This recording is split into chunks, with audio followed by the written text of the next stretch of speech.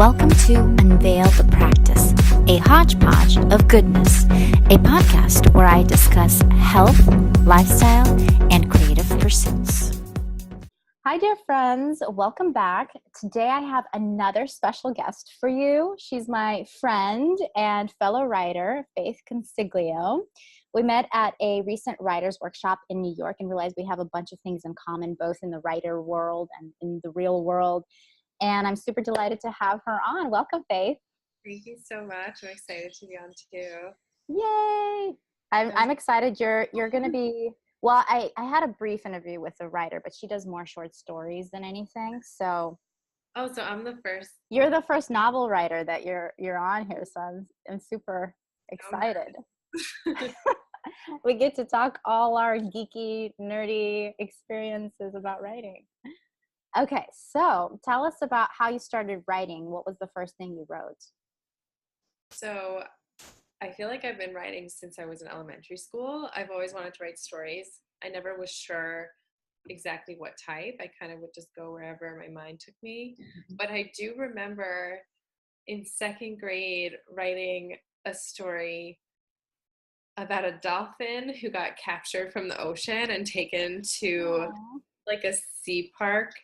And he has to escape and like make it back to the ocean. And it's written from the perspective of the dolphin. That's great. That sounds like a great book. Like a great.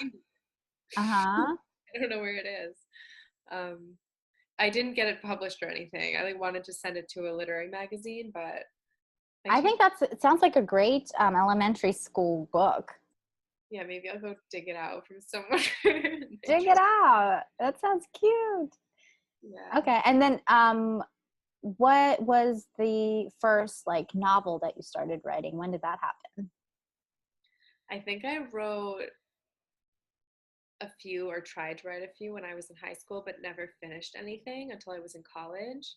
And I wrote a adult dystopian novel. It's called Moth and Rust. And I never got that one published, but it was my first time actually finishing a novel. So I was learning a lot about my writing style and just the process of doing it and sort of structuring it, because I had a weird changing schedule in college all the time. So I just made I had some hour breaks throughout the day in between classes, and I would go to the library and write for that hour. And so there was some structure to it, and that's how I was able to actually finish it. But yeah, first novel doesn't always get published. I mean, it would be nice if it could still, but I didn't decide to write something new, which I also think is an important thing to do. Yeah, the first novel is usually like a learning process. Yeah. It's your baby, but it's also, as you grow, you learn how much issues it has. Right, because then that's when I started, after getting rejections from it, I started looking into why, and that opened up a world of I learned so much about the market and huge learning experience that you probably shouldn't use. All right, so then what genre do you usually write? So since college, it's been science fiction and fantasy. And I think it's obviously because I'm very interested in science and new innovations. And I found that that's something I like reading as well in fiction, because, I mean, a lot of science fiction, maybe not really hardcore science fiction, but it's actually somewhat realistic. I like when it seems like it could be a possibility. Absolutely.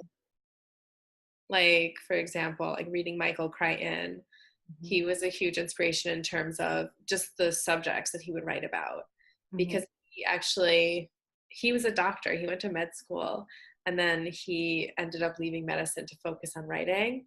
And his stories, he wrote Jurassic Park. So it's something that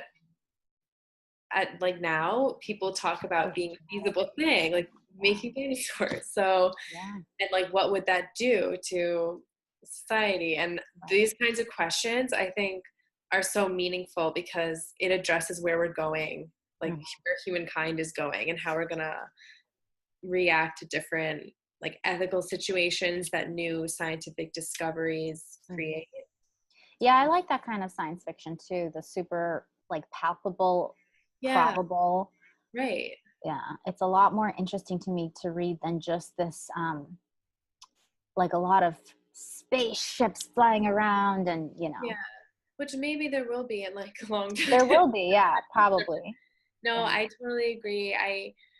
I just wrote a short story too about artificial intelligence in a healthcare setting. I'm Ooh. really thinking about because it feels imminent, like it's gonna start happening more and more, and it just poses so many questions, and you can think of so many situations that it's really gripping to me to think about Right. this. Right. Actually, one of my favorite, I should have told you this earlier, one of my favorite short stories that I've read was actually written by like another fellow writer that I know. Um, and she's a psychologist, and she wrote also near like really probable sci-fi, and it was from a perspective of an autistic character who had these like special goggles to like help him actually function in the world. And it was kind of like like I think he was trying to solve something, and he was still battling his autism. And then at the same time, there's this really cool science fiction part where I think it had something to do with like science figured out how to pull the last 15 minutes of memories from people. Oh, And wow. so it helps solve crime. And so then he's like trying to solve a crime from this autistic perspective. So it's like a really Yeah. cool But combination. he has a good understanding of. Mm-hmm. Okay. Yeah. But I What's mean, it it's, called? Is it published? yeah, well, I found it before online. It is published by a journal, and she won a prize for it. I Wow. forget what prize. I want to read it. Yeah, I'll send it to you. Okay. Okay. So, huh? You can put the link. Yeah, I will. I will. So is there a particular theme that you notice in your works outside of just genre of being sci-fi? Yeah, I guess, well, with different books, it's like focusing on Mm-hmm. different themes, but I think probably one that I try to have in most things I write is an element of like why people have conflict and how they can overcome it. Mm. So I don't know how to explain it. Maybe like like creating peace. Mm-hmm. I like So like the novel that I just finished, there's a lot of ingrained hatred and biases that characters have.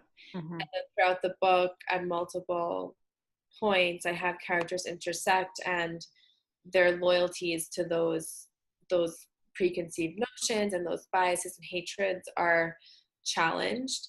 Mm-hmm. And I sort of want that to point out how things are in the world we live in and how we might grow up thinking, believing certain things, that there's just completely different perspectives out there, and we need to find ways to be able to relate to those also. Mm-hmm.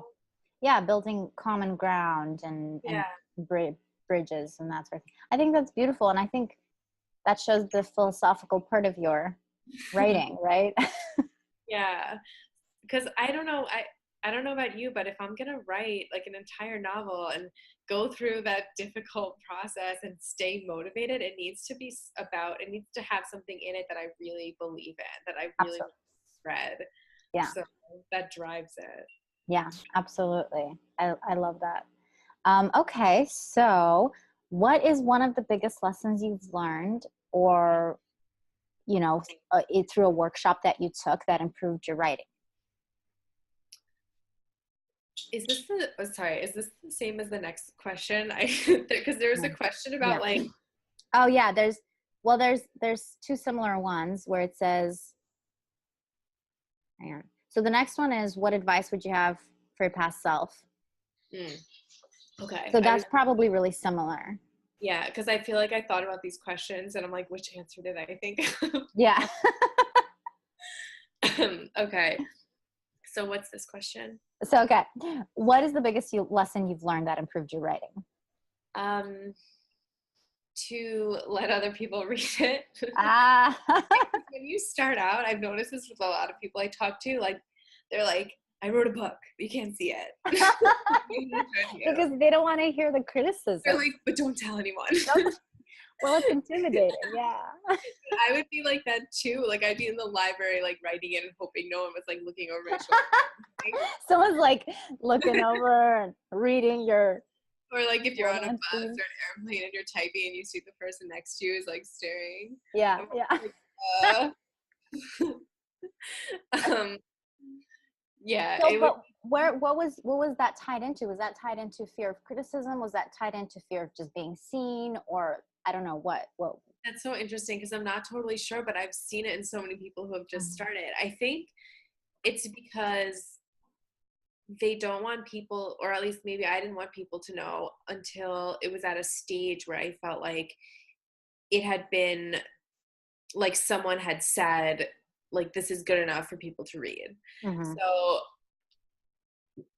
I think maybe that's why, maybe a fear of the, like, criticism. So then the last book I wrote, when I sent it to an editor, and up until that point hadn't had any feedback on anything, it was like the most terrifying thing ever, because I'm like, what if he emails me back and, like, has all these edits and is like, this is crap? Like, that's so scary. Like, I couldn't even, like, think about it. But once I got through that, I just realized, like, people are trying to offer their critiques for, like, helpful. So I think I got over that fear, and you have to get over it, because you can't just, like, make your work in a bubble and then perfect it like that. Like, you can't. You need to have, like, multiple feedback at so many levels. Did the editor ever get back to you when nobody looked at your novel? Oh, so that editor was, like, I paid. Oh. Yeah, so that was, like, the first time, like, I signed up with him and was like, I'm gonna get his feedback right off the bat. And How did that feedback feel once you got it? It was good because he was very encouraging about it. Like, if he would have been harsh, like, maybe it would have, like, completely crushed me and I never would have done it again. But after all that work, he was encouraging, and then it helped me too, because he told me what I should keep and, like, what I needed to work on, and it pointed me in a good direction without me feeling like it was a mistake. Yeah. The reason people, I've heard, and me too, like, didn't want to share was because they thought people would steal their idea. That happens often. Yeah, they're like, I didn't want someone to steal my idea, which was probably the main reason I didn't share the book, Moth and Rust, was because I was like, oh, someone's going to steal my title. Someone's going to steal, like, this plot. But I got over that too, because honestly, like, sharing, like, what you're writing and getting people's feedback is way more helpful, and it's, like, always worth it. And up until this point, no one's stolen anything from me. No, and I think what I realized, I had that fear too in the beginning. Yeah. I think what I realized was, like, I hear great ideas all the time, but I'm so engrossed in what I'm doing that I'm not gonna, like, oh my God, that sounds brilliant, that's gonna make me a millionaire, right, so I'm gonna steal it. It doesn't make sense, yeah, because also, like, if that's that person's idea, they're much farther along. Like, exactly. That book, like, you're not gonna write it faster and get it. No, you're not gonna write it faster, because I think that's the thing you learn when you're in this industry. You're like, okay, it took me about, say, quarter to a half year to write this novel, then another year to edit it or whatever. Sometimes it takes years. And just because you have a good idea doesn't guarantee anything ever. You could have a really great idea and a really terrible execution, and or whatever, 1,000 other reasons why it doesn't get noticed. And so does it, just because somebody even puts in the energy to, like, steal it, I don't know. You just learn that it's exactly. Unless it's, like, someone who's already very established, but right. So why would they be talking to you then? Right. Right. But I watched Brandon Sanderson's online class. I think I that, and it was really helpful. And he has one of his videos where he talks about how you can pretty much take any idea, and whether it sounds crappy or not, you can make a really good book of it. It just depends on how you write it. So he's kind of was like, ideas are cheap, and how you can make a great idea really bad by not writing the book well, or you can execute a pretty poor sounding idea to make it amazing. It might be hard to pitch a book though that has a bad idea. Yeah, it's probably easier to pitch a short story with a bad idea to make it like interesting. I know. Right. I read this novel one time where where there was a bet. So there's like these journalists who are during the Ottoman War with, I think, the Russian Ottoman War. Yeah. And there were these journalists who are on the front of the war. And so they had a bet about like who will have the worst idea, but write the most interesting article. Oh, okay. And so this guy basically won, and he was supposed to write a really fascinating article about a pair of boots. and the author's brilliant, and he's the one who like wrote this article for this journalist. Yeah. And it turned out to be such a really entertaining little piece about like who walked in these boots and where did all the mud come from. And so yeah, you're absolutely right. You can have a really basic idea and it goes somewhere. Okay, so and then this is a very similar question, but what advice would you give to yourself when you're starting out? Yeah, besides what we just talked about. Yeah, besides what we just talked about. I think to read. Uh-huh. I was like in college, I was reading all these medical books and whatever they would assign me in class, which like even in my literature classes, it would be like classic books. Like it wouldn't be current, like what's on the market now. Right. So I would get a lot of my inspiration from these like classics, outdated, like obviously they're classics and you should read them, but it was just outdated. So I heard this advice all the time to read and read in your genre, but I never really took it until I got into medical school. And then I started reading, and it was amazing because I just feel like no matter how many times someone tells you something or tries to explain what's in the market, it's not the same as if you're reading the books. There's just a new level of understanding, and you have I agree with that. Well, what's interesting with me was I always read mysteries, and then when I started writing fantasy, which came out of the left field. I don't know how that ended up happening. So I never really read fantasy. So I had a lot of catching up to do. Yeah. Or like the only fantasy you read was Tolkien. Yeah, exactly. Something super old and classic. Yeah, I agree.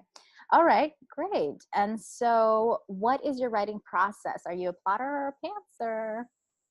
So when I usually come up with an idea and then dwell on it for up to like a month even, decide if it's going to work or not. Mm-hmm. And then I start plotting it out. And what I did, I don't know if I did this for the first novel I wrote, but I did it for the last one. I put on index cards, like the plot points, and I would lay them out and then like see the holes that I didn't know, like how you get from one spot to the other. But then I would know like, okay, I'm going to think about that for like over the next few weeks as I'm like driving or doing something. I'll think about how I'm getting from that point to that point until I had a sequence of plot points.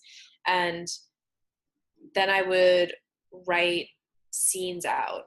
And it wasn't necessarily in order, because if I thought I was inspired to write one scene one day, I could just do that one and know where it was in the story and have it there. Wow, that's a very cool approach. And it's very visual too, with the index cards and seeing. Did you use a special, do you just write it in Word, or do you use a special program to write? Scrivener? Word, which I'm not like that loyal to. Like if I find a better program, I'll definitely switch. Have you ever tried Scrivener? No. So that's kind of like a writer's, I have it, and I've never, like, I haven't got, like, it's really helpful for me to plot in it, I think. Okay. Because it helps you organize the files, and you could have like a file per character. So it's because usually mine is like a mess of like, I just have about a journal and I have like random notes and like written. Yeah. I had that too. It was like pages falling out, and like I literally have a page that I should send you a picture of. You'll think I'm crazy. Like, I was so into writing it. Like, I guess I didn't want to get up and get another piece of paper because it This would was like on the sides. so it's written in different directions. And then I started writing over what I had written, but I needed to use the different colors. You could tell. But it looks like a mess of just like letters everywhere. It looks like you belong in a mental institution because you're like, just, you're like writing prophecies of some kind of existing, non-existing. It like had some order. Like in my mind, I was like turning the page this way and like that way.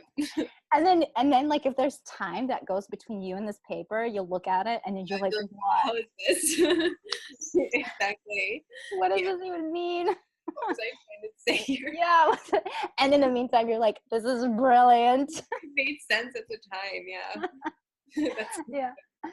Yeah. Oh, that's really cool. I like the index card idea though. I mean, look into what is it called? Scrivener and I'll put all these in the links, like the articles we talk about and the things I'll definitely look at that. And you know what, you should send me, I mean, because we talked about Brandon Sanderson's online class, you should send me the link because I listened to a couple of those lectures. I didn't listen to all of them because it's like based on like subjects, right? It's like fighting one. Yeah, so that's a really helpful. So Scrivener is Scrivener, I think that's what it's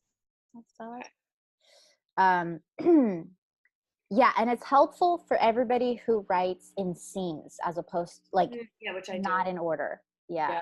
So then you can put it all together. I didn't know there was something. Yeah. Now what I'm looking for is like a plotting thing. I think there's like some kind of app for plotting. But I'm trying to remember what I do know of one.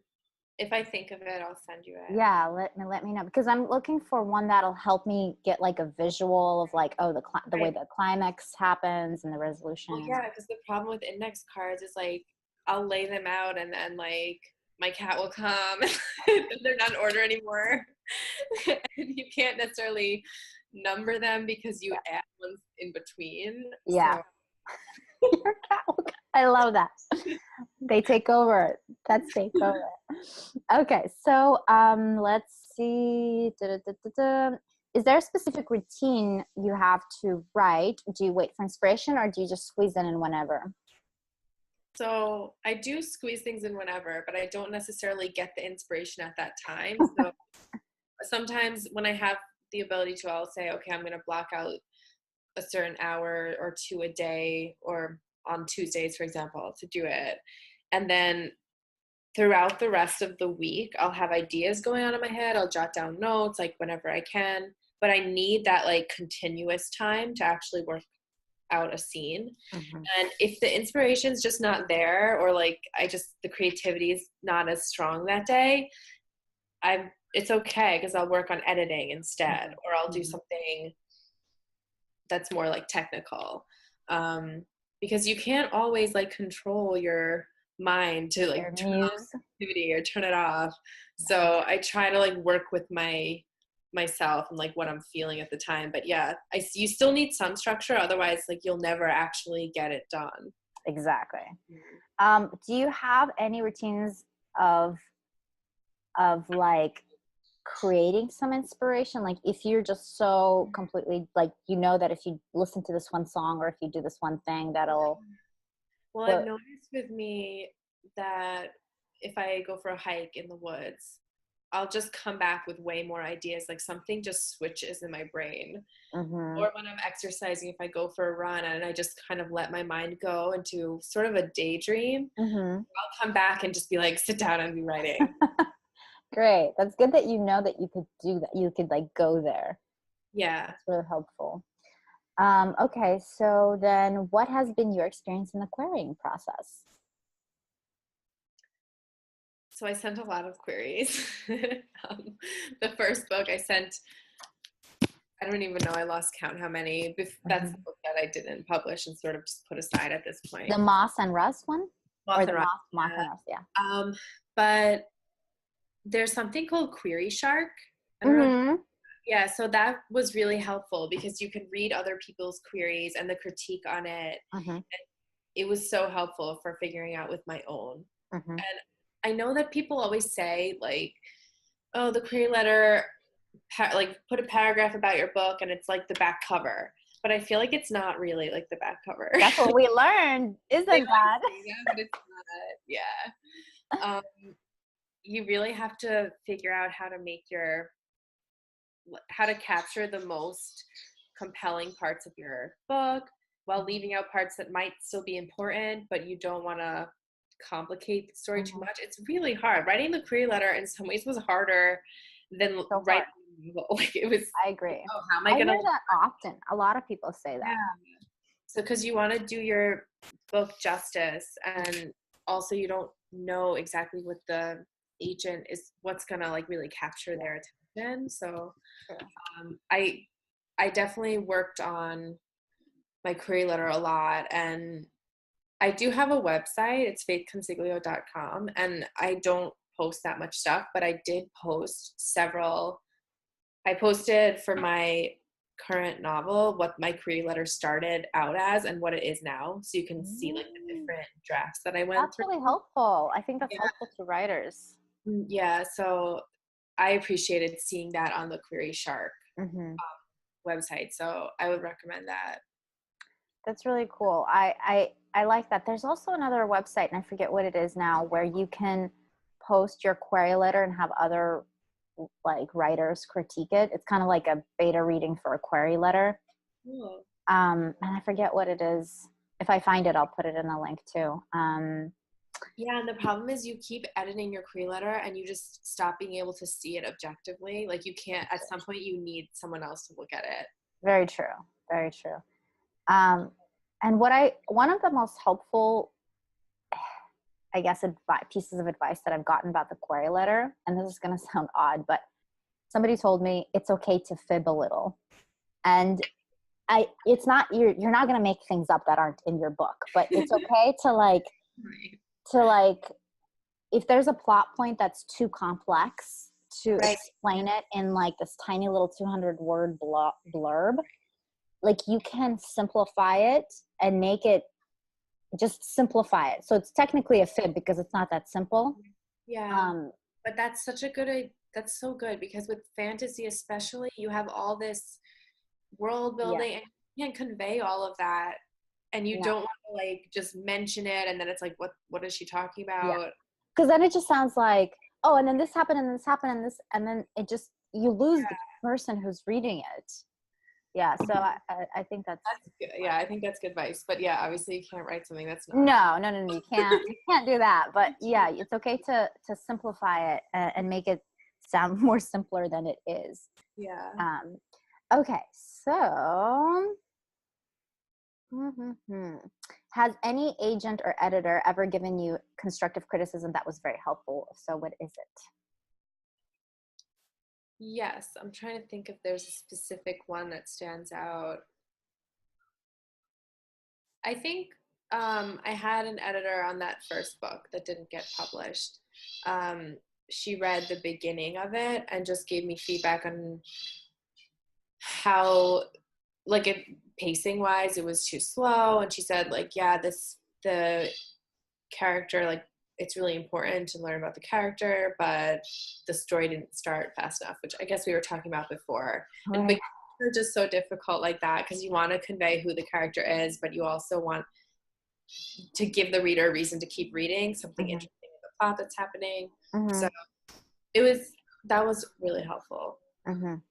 Awesome. I know pacing is it's something, in the beginning you're worried that the pacing is like obviously right, because you want the book to start faster, but then eventually what I learned in the last book that I was writing was when you get like midway or towards the end, you want to make sure that the pacing is right also to keep the reader's attention. Exactly. Yeah. At the midpoint, people have a lot of problems with it feeling like there's a lag. Yeah, totally. So basically the whole book. It's hard to do the pacing of the whole book. Of the whole book, everywhere. Okay, so what advice would you give to authors just starting out, outside of everything we already mentioned? Oh my gosh.